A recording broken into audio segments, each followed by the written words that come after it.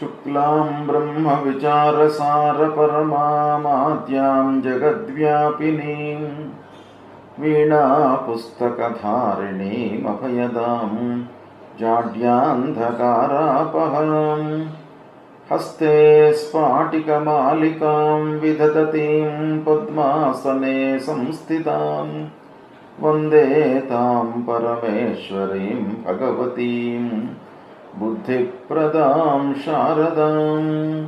श्री महागणाधिपतये नमः। श्री महासरस्वत्यै नमः। శ్రీ గురుభ్యో నమః। 2024వ సంవత్సరం ఆగస్టు నెలలో కర్కాటక రాశిలో జన్మించినటువంటి వారికి గోచార ఫలితాలు ఎలా ఉంటాయో తెలుసుకుందాం.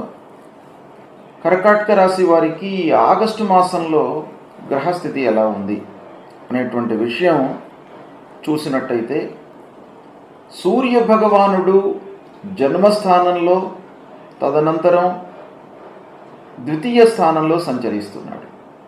ఈ రెండు స్థానాలు కూడాను ప్రతికూలంగానే ఉన్నాయి. అయితే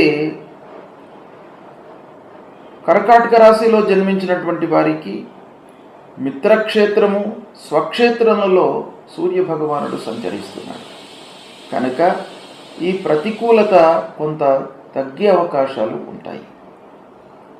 అయినప్పటికీ సూర్య భగవానుడి యొక్క సంచారము ప్రతికూలంగా ఉంది. ఇక అంగారకుడు ఏకాదశ స్థానంలో సంచరిస్తున్నాడు. 26వ తారీఖు వరకు ఏకాదశ స్థానంలో బలీయంగా ఉన్నాడు, అనుకూలంగా ఉన్నాడు. 26 నుండి మాసాంతం వరకు మళ్ళీ ద్వాదశ స్థానంలో ప్రవేశిస్తున్నాడు. అంటే దాదాపుగా మొత్తం నెల ఒక 3-4 రోజులు వదిలిపెట్టినట్టయితే మొత్తం మాసం కూడాను కుజుడి యొక్క సంచారము బాగా ఉంది. ఏకాదశంలో ఉన్నాడు, భాగ్యాధిపతి ఏకాదశంలో ఉన్నాడు కాబట్టి కుజుడి యొక్క అనుకూలత బాగా ఉంది. ఇక బుధుడు జన్మ, ద్వితీయ స్థానాలలో సంచరిస్తున్నాడు, అనుకూలంగా ఉన్నాడు. గురు భగవానుడు ఏకాదశ స్థానంలోకి ప్రవేశించాడు. అంటే భాగ్యాధిపతి ఏకాదశంలో ఉన్నాడు. కుజుడు పంచమ దశమాధిపతి ఏకాదశ స్థానంలో ఉన్నాడు. ఈ రెండు గ్రహాలు చాలా అనుకూలంగా ఉన్నాయి. శుక్రుడు 2వ స్థానంలో అనుకూలంగా సంచరిస్తున్నాడు. శనైశ్చరుడు 8వ స్థానంలో సంచరిస్తున్నాడు. ఈ 8వ స్థానంలో శనైశ్చరుడు చాలా ప్రతికూలమైనటువంటి ప్రభావాన్ని ఇస్తాడు.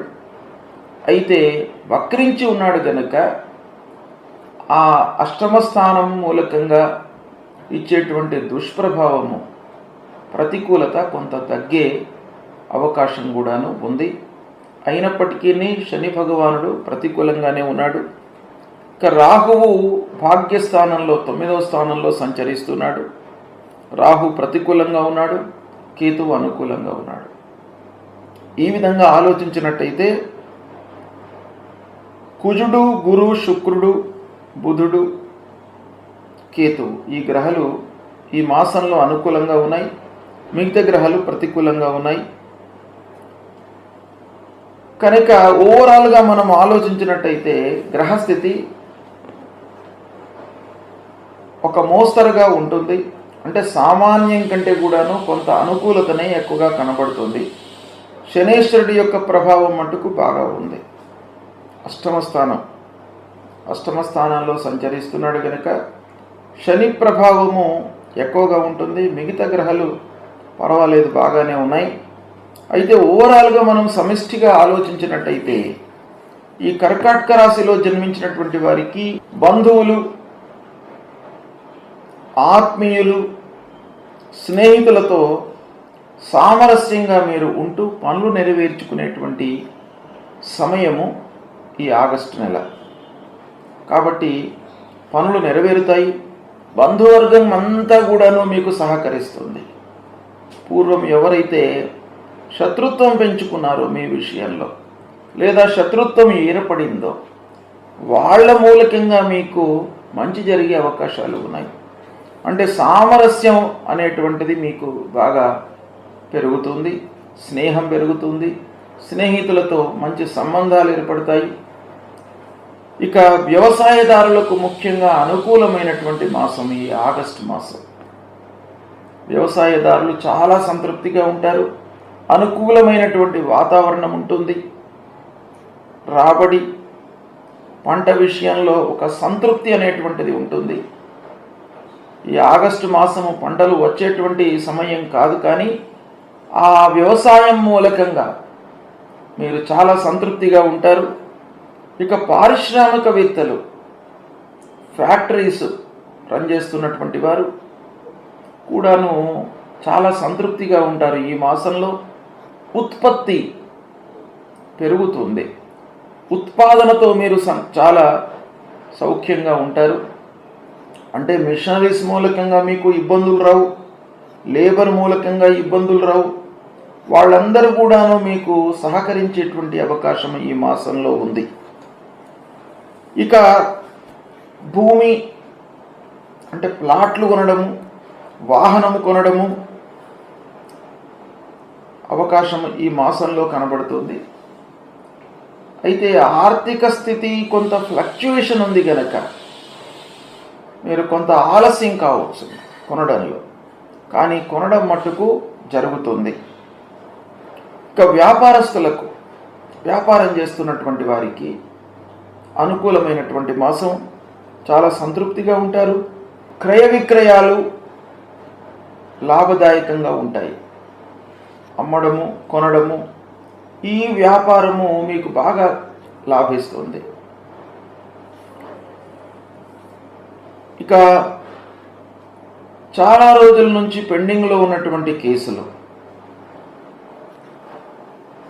వాటి లోపల అనుకూలమైనటువంటి తీర్పులు వస్తాయి.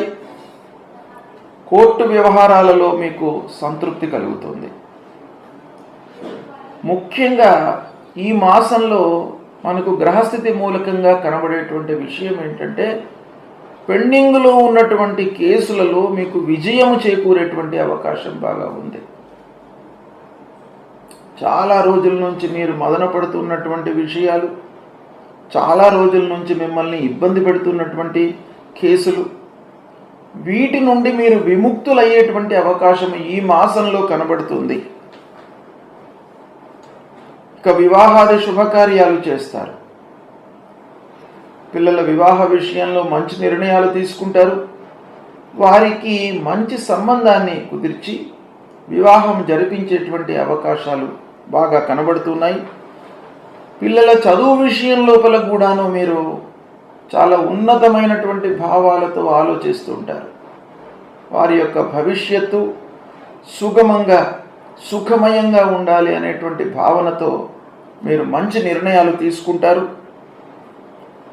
ఇకపోతే విద్యార్థులకు స్వయంగా చదువు విషయంలో బాగా అనుకూలిస్తుంది. కొంత కష్టపడినట్టయితే మీకు 200% కలిసి వస్తుంది. ఈ సమయాన్ని విద్యార్థులు సద్వినియోగం చేసుకోండి. కాంపిటేటివ్ ఎగ్జామ్స్కి ప్రిపేర్ అవుతున్నటువంటి వాళ్ళు చాలా అనుకూలమైనటువంటి సమయం కనుక మీరు కొంత ఎఫర్ట్స్ పెట్టినట్టయితే మీకు అదృష్టం కలిసి వస్తుంది. మంచి ఉద్యోగాలు లభించేటువంటి అవకాశాలు ఉన్నాయి. కనుక విద్యార్థులు బాగా ఉపయోగించుకోండి ఈ సమయాన్ని. శ్రద్ధతో మీరు ఆ కాంపిటేటివ్ ఎగ్జామ్స్కి ప్రిపేర్ కండి. తప్పకుండా మీకు కలిసి వస్తుంది. ఇక చదువు పూర్తయి ఉద్యోగ ప్రయత్నంలో ఉన్నటువంటి వారికి కాంపిటేటివ్ ఎగ్జామ్సే కాకుండా మిగతా సంస్థలలో, కార్పొరేట్ సంస్థలలో ఉద్యోగం కొరకై ప్రయత్నం చేస్తున్నటువంటి వారికి కూడాను ఈ మాసం బాగా కలిసి వస్తుంది. వారికి ఉద్యోగం లభిస్తుంది. సంతృప్తిగా ఉంటారు.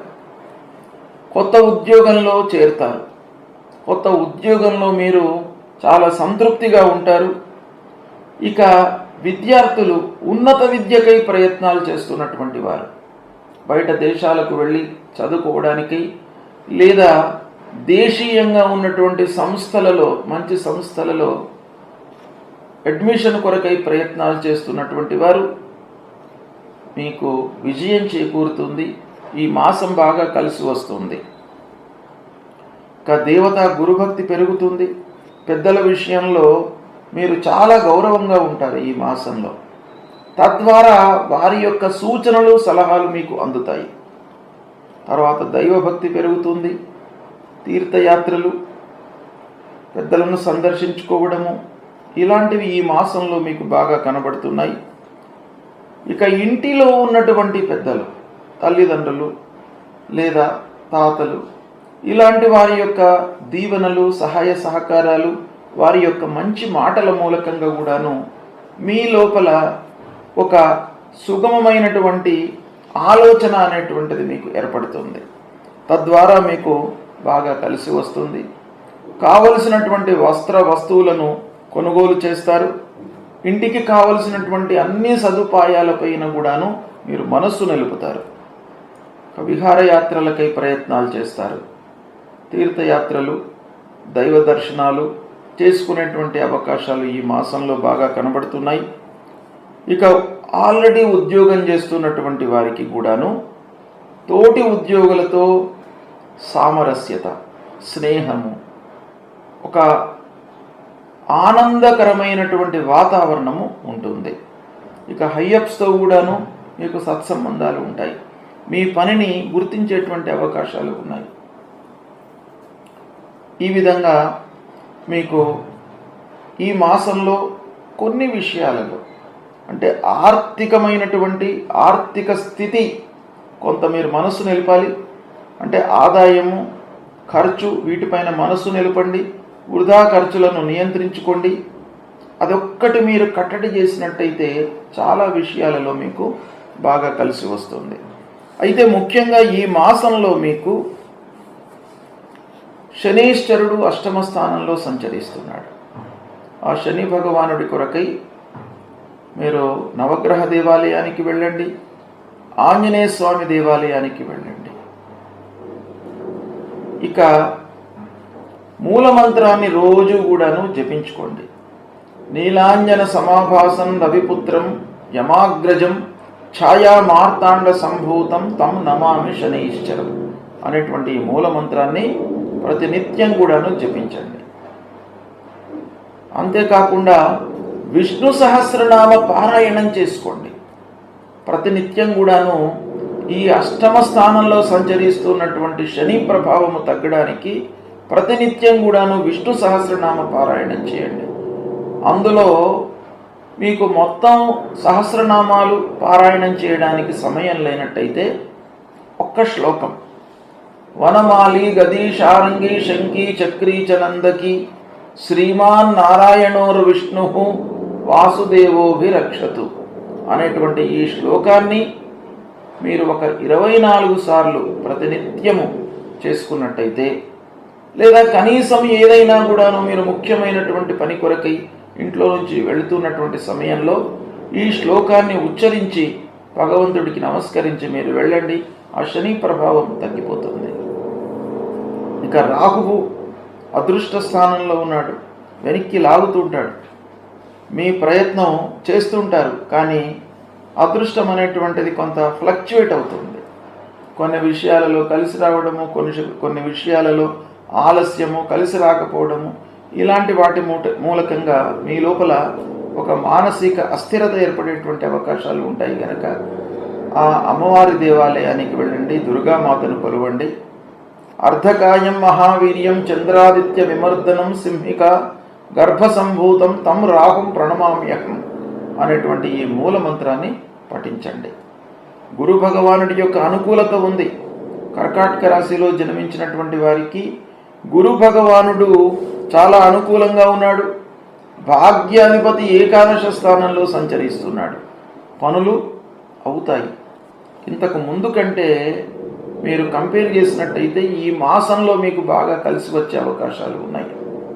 కాబట్టి కొన్ని విషయాలలో మీరు జాగ్రత్తలు తీసుకోండి. ఆరోగ్యానికి ప్రథమ ప్రాధాన్యత ఇవ్వండి. సూర్య నమస్కారాలు చేయండి. సూర్య భగవానుడికి అర్ఘ్యప్రదానం చేయండి. 3 సార్లు నీళ్లు వదిలిపెట్టడం. భగవంతుడికి సూర్యుడు మన నుండి కోరుకునే విషయం ఏంటంటే కేవలం నమస్కార ప్రియో భాను అన్నారు.